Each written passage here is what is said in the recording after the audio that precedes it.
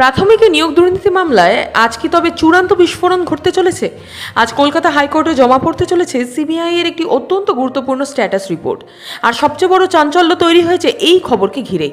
CBI নাকি আজ আদালতের কাছে একটি বন্ধ খাম জমা দিতে চলেছে। শোনা যাচ্ছে বন্ধ খামের ভেতরে রয়েছে নাকি রাজ্যের একাধিক হেভিওয়েট এবং প্রভাবশালী ব্যক্তিত্বের নাম, যারা সরাসরি এই ওএমআর শিট জালিয়াতির সাথে যুক্ত। কারা আছেন এই তালিকায়? এই বন্ধ খাম খুলে গেলে কার কার চেয়ার নড়তে পারে? প্রাথমিক শিক্ষক নিয়োগের এই মামলায় সবচেয়ে বড় হাতিয়ার ছিল ওএমআর শিটের কারচুপি।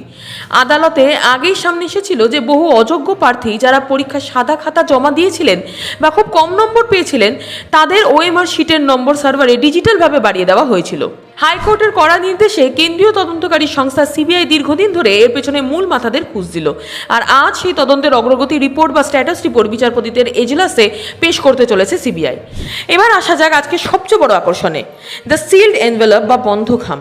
আইনি পরিভাষায় তদন্তের স্বার্থে যখন কোনো অত্যন্ত গোপনীয় বা সংবেদনশীল তথ্য সরাসরি বিচারপতির কাছে জমা দেওয়া হয়, তখন তা এভাবে বন্ধ খামে দেওয়া হয়। সূত্রের খবর, এই খামের ভেতরে এমন কিছু নাম রয়েছে যা প্রকাশ পেলে রাজ্যের রাজনীতিতে এক নতুন ভূমিকম্প শুরু হতে পারে।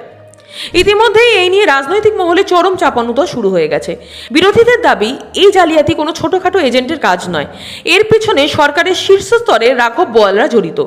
এই খাম খুললেই আসল সত্যিটা সবার সামনে চলে আসবে। অন্যদিকে শাসক দলের দাবি, তদন্ত শেষ হওয়ার আগেই খবর রটিয়ে রাজনৈতিক ফায়দা তোলার চেষ্টা করছে বিরোধীরা।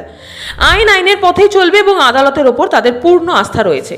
এখন সবার নজর আজ কলকাতা হাইকোর্টের শুনানির দিকে। বিচারপতি স্ট্যাটাস রিপোর্ট এবং বন্ধ খাম দেখার পর কি নির্দেশ দেন সেটাই এখন দেখার।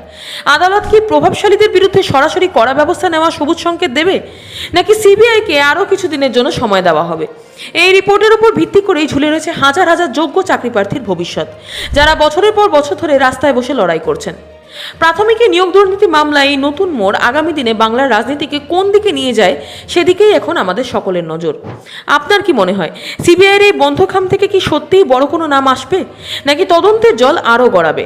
আপনার মতামত নিজের কমেন্ট বক্সে অবশ্যই জানান। ভিডিওটি ইনফরমেটিভ মনে হলে লাইক শেয়ার করতে ভুলবেন না। দেখা হচ্ছে পরের ভিডিওতে।